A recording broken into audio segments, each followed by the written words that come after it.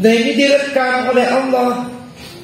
Kata Allah, fariha, senang itu al-mukhallafuna, orang-orang yang ditinggal di maq'adihim, duduk-duduk mereka itu bertahan di Madinah sementara pasukan Islam berangkat ke Tabuk. Khilafa Rasulillah, ditinggalkan oleh Rasulullah sallallahu alaihi wasallam.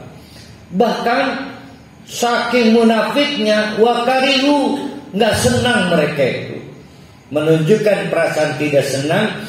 Ayujahidu, lihat orang-orang berjihad bi amwalihim, dengan membawa harta, wa anfusihim, dirinya juga berangkat fi sabilillah, di jalan Allah. Jadi yang tadi dibilang para wali ya ini, ada yang senang proyek Islam terwujud, ada yang enggak, ada yang kok bisa sih ada yang nyumbang 10 miliar, aneh ya orang munafik mah. Ada orang nyumbang 10 miliar dipersoalkan, dah paling cari nama itu. Lihat deh, nanti pengen jadi ketua itu organisasi Islam. Anu baik orang munafik. Jangankan begitu, yang datang ke Islam kaunya aja paling nyari zaburnya. Ada nggak hari ini zabur? Nggak ada ya. Zaburan.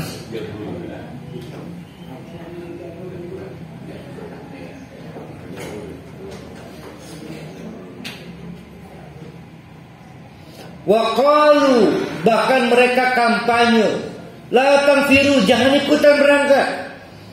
Fil hari, waduh panas loh, ini panas banget. Panas, nunggu dingin aja. Udah sih jangan nggak usah ngaji, hujan loh, gerimis loh, mau macam-macam. Memang pada saat perang Tabuk itu cuaca lagi panasnya. Kampanye mereka datang pada Rasulullah, ya Rasulullah, emang nggak bisa digeser waktunya kan? Cuacanya panas. Diduga pasukan kita keburu mati di tengah jalan atau mengalami dehidrasi. Maka kata Allah, ini biar kerok orang kayak begini nih. Mau diusir nggak boleh komentar orang Islam barangkali. Maka kata Allah, qul hai Muhammad, katakan pada mereka, naru jahannam asyaddu harron. Kamu omong cuacanya panas, saya kasih tahu ya, neraka lebih panas lagi. Ya, neraka lebih panas lagi. Ini memberikan faedah kepada kita untuk menterapi orang-orang yang terjangkit wabah kemunafikan, yaitu patahkan dengan hal-hal yang lebih asyad, lebih radikal. Engkau ini rugi kalau menyumbang gede-gede mah, kamu akan lebih rugi lagi kalau masuk neraka. Ya. Waduh, engkau ini kering ke laman kudana, kamu akan lebih parah lagi sakitnya kalau masuk neraka. Jadi lebih radikal lagi. Nabi Muhammad juga diminta untuk menjawab komentar-komentar yang membuat patah arang dan menurut semangat pasukan Rasulullah. Jadi orang-orang munafik bicara soal strategi Rasulullah yang salah memilih waktu, karena pada saat itu cuaca lagi panas-panasnya. Maka kata Allah, qul, katakan hai Muhammad, jawab, jangan dibiarkan itu orang-orang munafik mengacaukan persiapan perang Tabuk. Jawab. Apa jawabannya? Naru jahannam asyaddu harron. Bahwa neraka jahanam itu nggak ada bandingannya kalau dibandingkan dengan cuaca panas ekstrim sekalipun di dunia ini. Laukanu yafqahun, sayang mereka tidak mau tahu. Nah ini ayat berikutnya ini unik dan harus dipegang.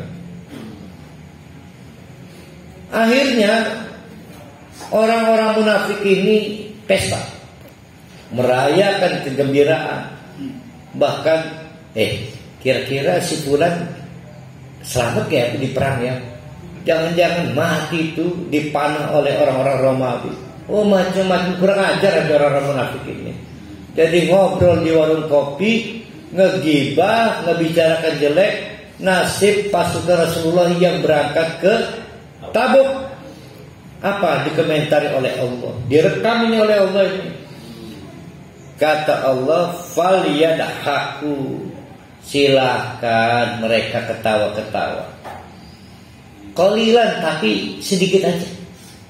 Kenapa? Karena mereka akan waliyakku lebih banyak lagi, kasiran lebih banyak lagi, waliyakku menangis. Kapan itu? Yang pasti di akhirat nanti. Menangis karena dimasukkan ke neraka. Sekarang boleh ketawa. Ketawa karena merasa tidak ikut dimintain sedekah proyek kampus Islam, berdirinya masjid, ketawa dia, lu kasihan dia kena batu. Silakan ketawa, tapi paling gak akan lama itu. Yang lama akan dilakukan dia menangis.